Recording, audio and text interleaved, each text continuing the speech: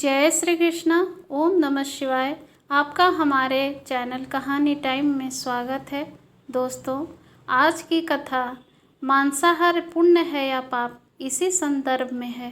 दोस्तों, आपको एक कथा सुनाने जा रहे हैं। यह कथा उन दिनों की है जब भगवान श्री कृष्ण अपने बालपन में थे। एक बार जब श्री कृष्ण एक पेड़ के नीचे बैठे बांसुरी बजा रहे थे, उसी समय एक हिरन दौड़ता आया और उनके पीछे जाकर छुप गया। वो हिरन बहुत ही घबराया हुआ था। भगवान श्री कृष्ण ने उसके सिर पर हाथ फेरते हुए कहा, क्या हुआ?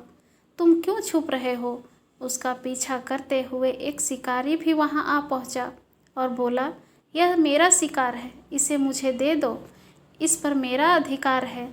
तब भगवान श्री कृष्ण बोले, हर जीवित जीव पर उसका खुद का अधिकार होता है, ना कि किसी और का। तब वह शिकारी क्रोध में बोला, यह शिकार मेरा है, इसे मैं पकाकर खाऊंगा। तब भगवान श्री कृष्ण बोले, किसी भी जीव को मारकर खाना पाप की श्रेणी में आता है। क्या तुम पाप के भागी बनना चाहते हो? मांसाहार पुण्य है या पाप, क्या तुम धर्म को नहीं जानते?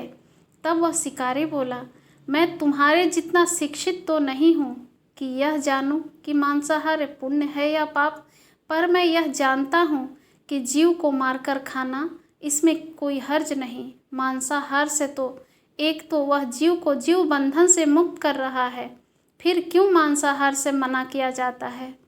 मांसाहारी होने को क्यों नहीं कहा जाता? वैसे भी तो मैं इसको मारकर नीच योनि से मुक्ति दिलाकर पुण्य ही कमा रहा हूँ, फिर इस पर पाबंदी क्यों? इसे तो प्रोत्साहित करना चाहिए। जहाँ तक मैंने सुना है, जीव हत्या तो शास्त्रों में भी बताया गया है। राजा लोग भी शिकार किया करते थे। ऐसे तमाम तर्क देते हुए श्री कृष्ण से पूछा कि फिर क्यों ये मांसाहार गलत है और पाप की श्रेणी में आता है? आप ही बताइए, मांसाहार पुण्य है या पाप?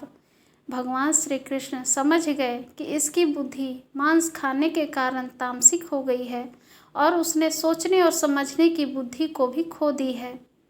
फिर भगवान श्री कृष्ण बोले, इस अंतहीन विषय पर पहले मैं कोई राय नहीं दूंगा। मेरी इस छोटी सी कथा सुनने के बाद तुम ही उत्तर देना कि मांसाहार पुण्य है या पाप, और तुम्हें मांस खाना है या नहीं। वह शिकारी सोचने लगा कि इसमें मेरा तो कोई घाटा नहीं है, इस कथा को मैं सुन ही लेता हूँ, मेरा मनोरंजन भी हो जाएगा और बाद में मुझे इसका मांस भी मिल जाएगा। तो भगवान श्री कृष्ण ने अपनी कथा आरंभ की। एक बार मगध में खाद्यान्न संकट खड़ा हो गया तो अन्न का उत्पादन कम रहा। राजा को चिंता हुई कि यदि इस समस्या का शीघ्र निदान नहीं किया गया तो संरक्षित अनाज कोष भी खत्म हो जाएगा, कोई संकट भीषण हो जाएगा। तो सम्राट ने अपनी राज्य सभा में पूछा, देश की खाद्य समस्या को सुलझाने के लिए सबसे सस्ती वस्तु क्या है? मंत्रीगण सोच में पड़ गए। चावल, गेहूं, आलू इत्यादि पदार्थों को उगाने के लिए बहुत श्रम करना पड़ता है।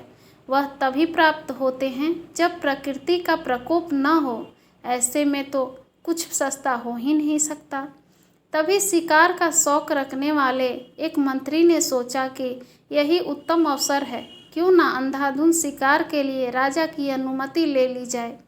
उसने सभा में कहा कि सबसे सस्ता खाद्य पदार्थ है मांस, इसके लिए धन का खर्च भी नहीं है और पौष्टिक खाना भी मिलता है। सभी सामंतों ने इस बात का समर्थन दिया, लेकिन मगध के प्रधानमंत्री अभी भी चुप थे। सम्राट ने पूछा, प्रधानमंत्री जी, आप चुप क्यों हैं? आपने कोई अनुमोदन नहीं किया, आपका क्या मत है? प्रधानमंत्री ने कहा, मैं यह नहीं मानता कि यह कथन सही है कि मांस सबसे सस्ता पदार्थ है।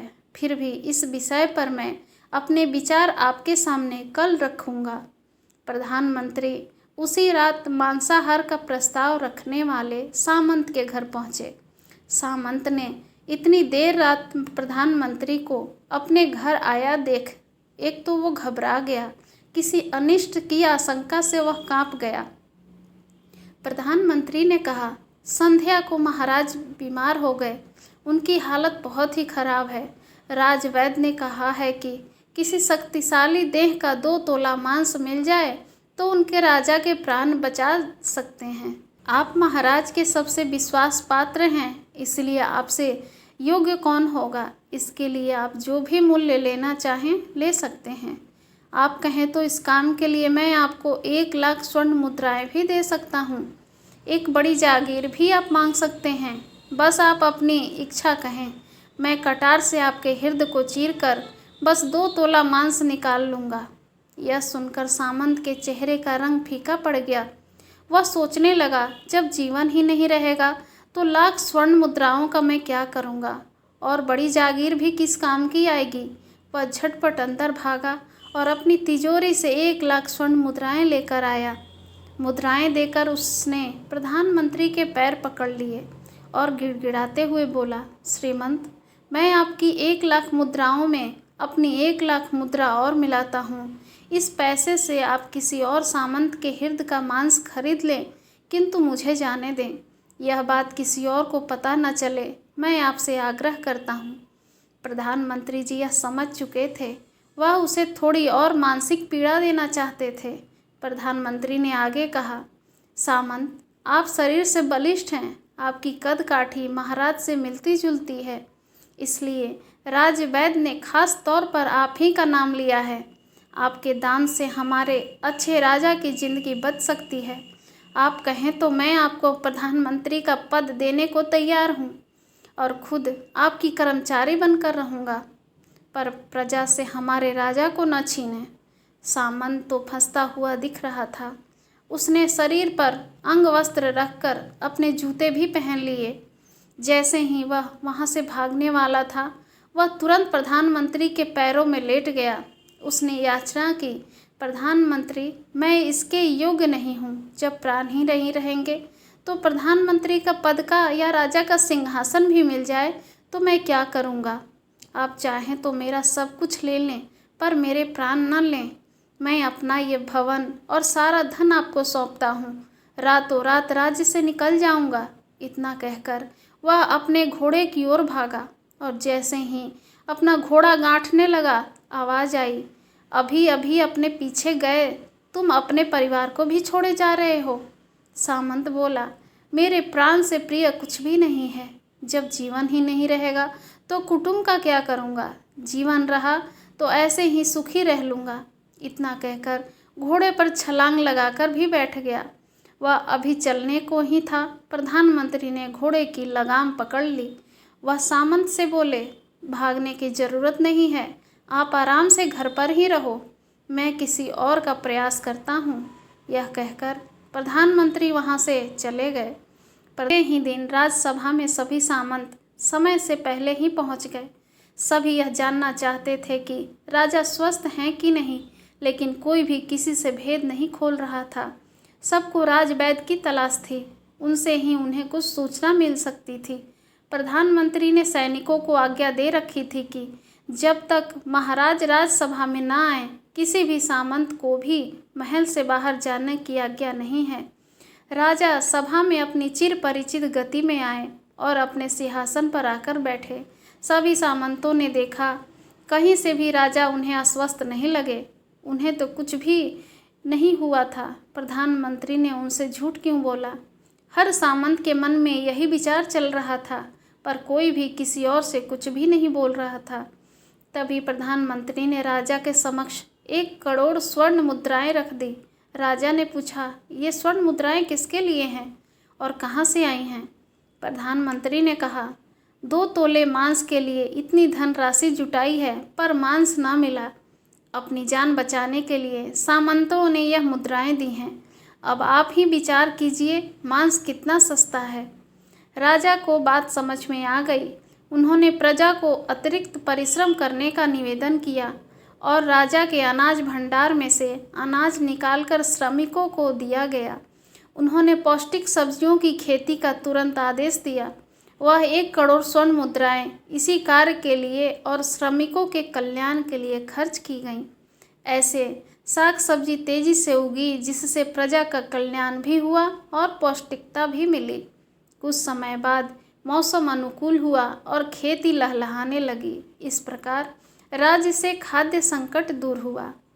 तो दोस्तों, जीवन का यह मूल्य भगवान श्री कृष्ण हमें इस कथा के जरिए समझाना चाहते हैं कि हम यह न भूलें कि जिस तरह हमें अपनी जान प्यारी है, उसी तरह सभी जीवों को अपनी जान प्रिय होती है।